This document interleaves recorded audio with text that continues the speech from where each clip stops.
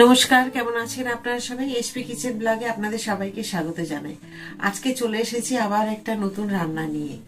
তো আজকে আপনাদেরকে দেখাবো সুজির মিল্ক কেক তৈরি করে। তো সুজির কিভাবে মিল্ক কেক তৈরি করতে হয় বা কি কি জিনিস দিলে ভালো হবে বা না দিলেও চলবে, যা সবকিছুই আমি এই ভিডিওতে বলে দেবো। তো শেষ পর্যন্ত ভিডিওটা দেখার জন্য আপনাদেরকে অনুরোধ রইল, শেষ পর্যন্ত ভিডিওটা দেখবেন, তাহলেই বুঝতে পারবেন যে আমি সুজির মিল্ক কেকটা কিভাবে তৈরি করছি। তো আপনারাও বাড়িতে ওইভাবে তৈরি করে নিতে পারবেন। তো চলুন আমার সাথে থাকুন আর শেষ পর্যন্ত ভিডিওটা দেখুন। দেখুন, এখানে আমি কিছুটা ঘি মানে তেল আর কিছুটা বাটার দিয়েছি। তো বাটারটা গলে গলে অনেকটা হয়ে গেছে এরকম। তো কিছুটা তেল দিয়েছি, কিছুটা বাটার দিয়েছি। আপনারা চাইলে পুরোটাই ঘি দিতে পারেন, পুরোটাই বাটার দিতে পারেন।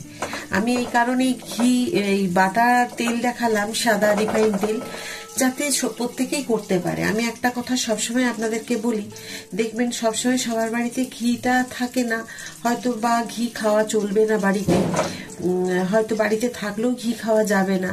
এই কারণে হয়ে যায় কি বলুন তো, মানুষে করে খেতে পারে না। তো সেই কারণে আমি আপনাদেরকে তেল দেখালাম, তেল আর বাটার। তো বাটারও যদি খাওয়া বারণ থাকে তাহলে করবেন না, শুধু তেল দিয়েই করবেন, তাতেও কিন্তু খেতে খুব ভালো হবে। আমি দেখুন একটা কেক টিন নিয়েছি, আর কেক টিনের মধ্যে এইভাবে কিছুটা বাটার ব্রাশ করে দিচ্ছি। এই যে দেখুন চারি সাইডে, কারণ এটাতেই আমি এই কেকটা করব, মিল্ক কেকটা তৈরি করব, সেই কারণে চারদিকে আমি বাটার ব্রাশ করে দিলাম। দেখুন আমি 250 মতো সুজি নিয়ে নিয়েছি। আপনারা চাইলে এর থেকেও পরিমাণটা বেশি নিতে পারেন। তো যখনই বেশি নেবেন তো সবকিছু পরিমাণ বাড়িয়ে কমিয়ে নিতে হবে। তো আমি 250 সুজি নিয়েছি, একদম লো ফ্লেমে আছে। এখন দিয়ে দেবো সুজিগুলোকে, দিয়ে আমি নাড়াচাড়া করে একদম হালকা করে একটু ভেজে নেব। তো এইভাবে কিন্তু ভেজে নিতে হবে। আর মিল্ক কেকটা আপনারা বাড়িতে এভাবে তৈরি করে নিতে পারবেন। তো আমি যেভাবে আপনাদের দেখাচ্ছি অবশ্যই কিন্তু আমার টিপস গুলো ফলো করে এইভাবে একবার তৈরি করে নিন। আমি কিভাবে মিল্ক কেকটা করছি আপনারা পুরো দেখতে থাকুন, দেখলে কিন্তু বুঝতে পারবেন যে হ্যাঁ আমি কিভাবে তৈরি করছি। অবশ্যই কিন্তু তাহলে আপনাদেরও এইভাবে মিল্ক কেকটা আপনারা তৈরি করতে পারবেন। তবে খেতে খুব সুন্দর হয়, এইটুকু আপনাদেরকে কথা দিলাম। একদম কেউ বুঝতেই পারবে না যে এটা মিল্ক কেকটা পুরো মিল্ক দিয়ে তৈরি না সুজি দিয়ে তৈরি। দেখুন আমি অনেকক্ষণ ধরে এগুলো ভেজে নিচ্ছি। তো পরিমাণ মতো আপনাদের সময় লাগবে। যদি সুজির পরিমাণ বেশি হয় তাহলে বেশি সময় লাগবে, যদি কম হয় তো কম সময় লাগবে। তো যেহেতু এটা পরিমাণটা আপনার আছে মোটামুটি, আমি ধরুন 250 মতো সুজি নিয়েছি, আপনাদেরকে আগেই বললাম। তো সেই কারণে আমার সময় লাগলো প্রায় 8 মিনিট। হ্যাঁ এখনো পর্যন্ত হয়ে গেল। তো যাই হোক, একদম কিন্তু লাল করে ভাজবেন না। আমি দেখুন ভেজেছি এইরকম। তো এইরকম আপনাদেরকে ভেজে নিতে হবে। তো চলুন এইগুলো একটা আবার থালার মধ্যে একটা জায়গায় ঢেলে রাখি, তারপর আপনাদেরকে দেখাচ্ছি কি করতে হবে। তো যদি সুজির পরিমাণ আপনাদের বেশি থাকে এর থেকে সময় লাগবে।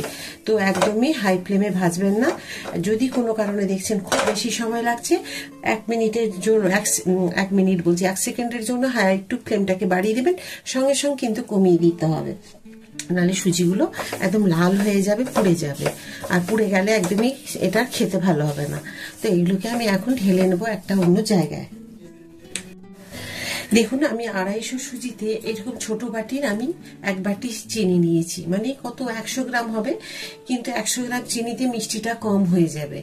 এতে আপনাদেরকে মিনিমাম 250 থেকে 200 গ্রাম চিনি দিতে হবে, তাহলে কিন্তু ভালো হবে। কিন্তু আপনাদেরকে তো সবসময় বলেছি আমি বাড়িতে মিষ্টি তৈরি করলে আমার বাড়িতে যে সুগার আছে সে খেতে পায় না, সেই কারণে আমি একটু মিষ্টির পরিমাণ কম দিয়ে করি। তো এটা কিন্তু আপনারা চিনির পরিমাণটা আপনারা বুঝে দেবেন, আমি কম দিচ্ছি বলে আপনারা দেবেন না।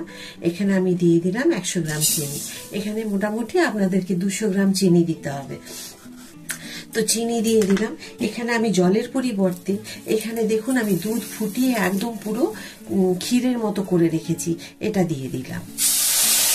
আপনারা এখানে জল দিতে পারেন, যদি দুধ না থাকে তাহলে জল দিয়ে দিবেন। এখানে সাথে দিয়ে দেবো আমি 100 গ্রাম গুঁড়ো দুধ। 100 গ্রাম গুঁড়ো দুধ দিয়ে দেবেন, কারণ এটা আপনি না দিলে কিন্তু এই স্বাদটা ভালো হবে না। তো সেই কারণে আমি দিয়ে দিলাম 100 গ্রাম গুঁড়ো দুধ। যেই চিনিটা গলে যাবে তখন কিন্তু আমি তারপর সুজিগুলো দেব।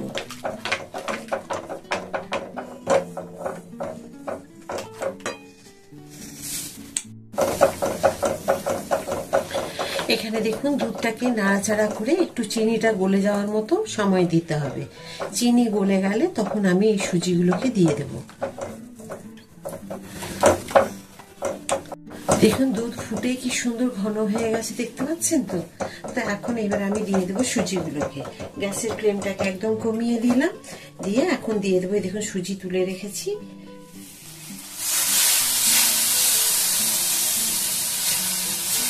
এইভাবে নাড়াচাড়া করে করে এইভাবে এটাকে তৈরি করে নিতে হবে। আর দেখুন কড়াই থেকে একদম ছেড়ে যাচ্ছে, তার মানে এটা আমার এখন রেডি হয়ে গেছে। কি সুন্দর দেখুন হয়েছে, এই দেখুন পুরো দানা দানা একবারে সেই রকম হয়েছে। এর মধ্যে চাইলে আপনারা কোনো কিছু ড্রাই ফ্রুটও দিতে পারেন। তো সাধারণত মিল্ক কেকের ভেতরে ড্রাই ফ্রুট দেওয়া হয় না, তো সেই কারণে আমি আপনাদের বলবো না যে দিন বলে, ইচ্ছে হলে আপনারা দিতে পারেন। তো এইভাবে দেখুন আমার পুরো রেডি হয়ে গেছে। এখন এটাকে নামিয়ে কেক টিনের মধ্যে এটাকে ঢেলে নেব। দেখুন এখন আমি এটাকে ঢেলে নেব। গ্যাসটা অফ করে দিলাম।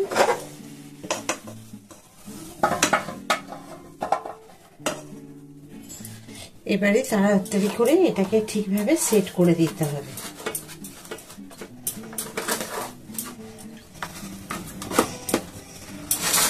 খুব একটা বেশি পাতলা করবেন না, অনেক পাতার সময়তে এইগুলোকে সাইডগুলোকে একটুখানি ছাড়িয়ে রেখে দেবেন।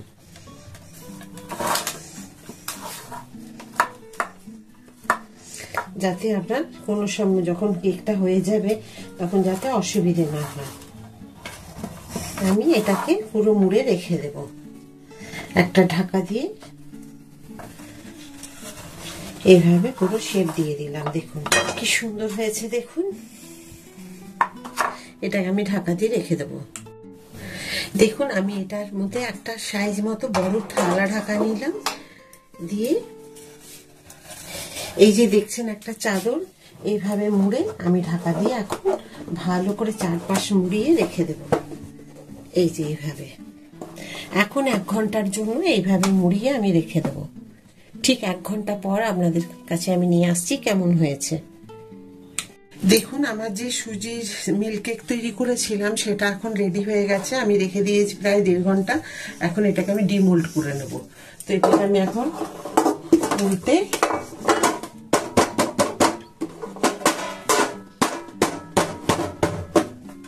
দেখুন হয়ে গেছে। এবার এটাকে আমি পিস পিস করে কেটে নেব। কি সুন্দর হয়েছে দেখুন। এটাকে আমি ডিমোল্ড করে নিয়েছি। এবার আমি ইচ্ছে মতো আমি এটাকে পিস করে নেব।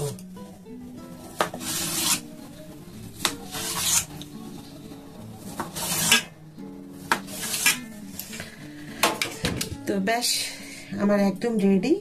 কি সুন্দর হয়েছে দেখুন। ওই দেখুন দারুণ হয়েছে মিল্ক কেকটা। তো সুজির মিল্ক কেক আপনাদের কেমন লাগলো? মিল্ক কেক আমার রেডি। আপনাদের মিল্ক কেকের ভিডিওটা কেমন লাগলো অবশ্যই আমাকে কমেন্ট করে জানাবেন। যদি ভালো লাগে একটা লাইক করে দেবেন, সাবস্ক্রাইব করতে একদম ভুলবেন না। সবসময় যেমন আপনারা আমার সাথে থাকেন ওইভাবে আমার সাথে থাকবেন। আবার একটা পরের ভিডিওতে নতুন রান্না নিয়ে আমি আপনাদের কাছে চলে আসবো। সবাই খুব ভালো থাকুন, সুস্থ থাকুন। এই বলে আজকের ভিডিওটা শেষ করছি। নমস্কার।